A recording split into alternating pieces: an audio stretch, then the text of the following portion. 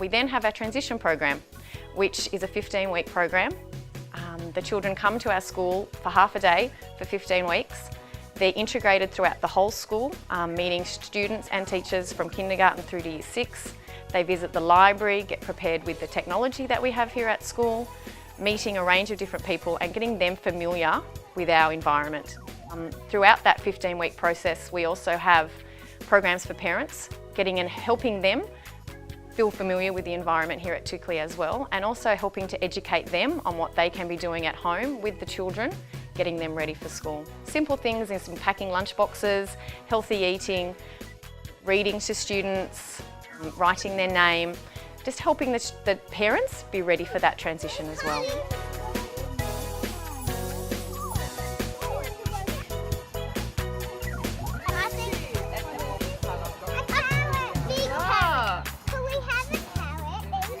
Well, we might be able to have one each. We link very well at kindergarten here with our preschool.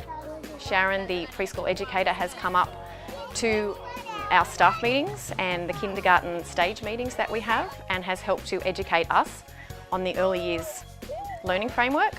She has worked beautifully with us so that that transition from preschool through to school is not as rigid and as structured as it used to be. We use intentional teaching and learning on a regular basis at preschool. If a child has a particular interest, we will follow through on that, and we find it is a way that really engages them and extends their learning, and often one child's interest will become a whole group interest. With Tukley Public School, we've been visiting the school on numerous occasions, engaging in activities on picnic days, special science and numeracy days with the children with a buddy system. We've also engaged in having Emma Pezzett come and do school readiness information nights for parents here at Carinya. We have also had our parents attend workshops up at Tukley Public School that they have run themselves for parents on numeracy and literacy. We also have a teacher from Tukley Public School that comes and visits us every Wednesday and spends time with the children during our school preparation time. Kindergarten classrooms, both in literacy and in our numeracy programs, we allow children to have choice. We allow them to have an opportunity to interact with play-based learning activities that are set out. They're open-ended. A child who is just learning several letters of the alphabet can interact with the same resources or tools as a child who is already reading and writing. And what they do with that open-ended tool is entirely up to them at their level, helping to extend their knowledge from what they know to where they're going to next.